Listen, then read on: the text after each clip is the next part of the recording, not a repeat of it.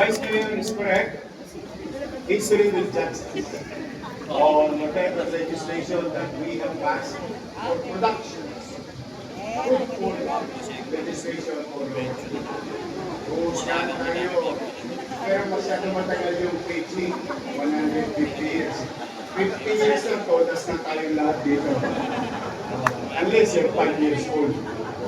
But the next generation will remember us on what we have done as public servants. Now, it is all up to you and you alone to create some legislation na napakahalagang kapakipagingapang sa taong bayan na maaari ilang generasyon na ay magagamit pa ng mga susunod na leader ng ating. But for the meantime, while we are here, present situation, we must continue to excel in our field of conduct. And I do believe that your Vice Mayor is able to preside over the session.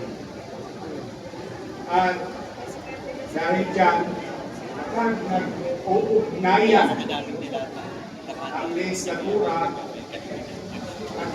executive ay mas magiging produktibo. Given niya across, it's a universal rule across the globe kapag laging may tamang pagmamagitan. In fact, I've been in this building for almost now, tatatapikada na. I started in the City Council at the age of 20. And those legislation that we have passed, still, hanggang ngayon, pinagkikinabangan ng tao.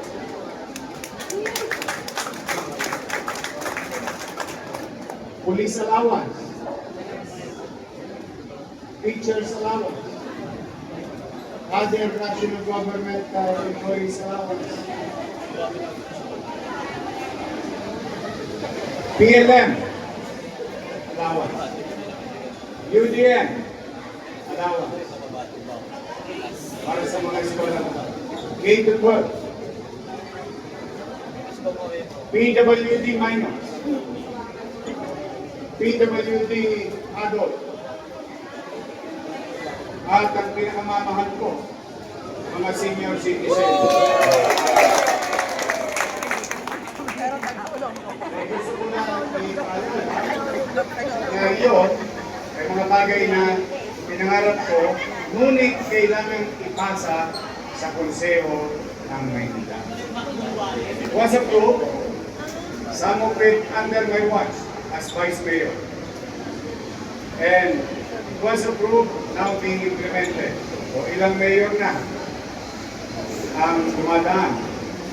Maraming mayor na dumaan. Ngunit hanggang ngayon ay patuloy pa rin ang pagpapinabangan ng mga mayor. These are the type of legislation that will outlast or outlive us.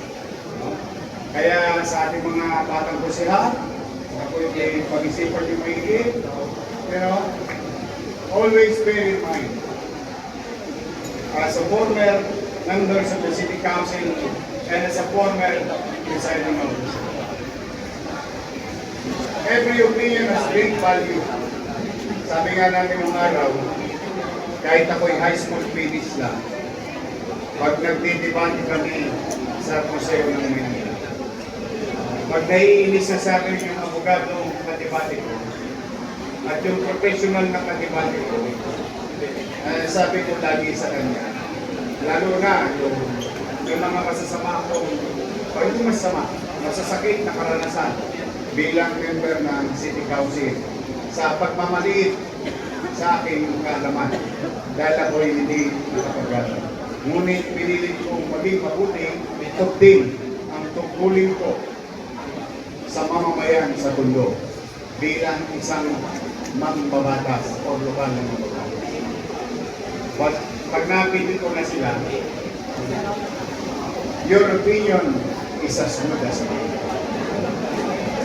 maaaring may sarili kang magwala, maaaring tama, pero hindi ako para mag-usga kung ito'y mali. If that rule is applicable to you, it is applicable also to me. Because at the end of the day, it's a collegial body. You must convince others. Wonderful. Your fellow members, convince them through proper explanation and with much respect among each other.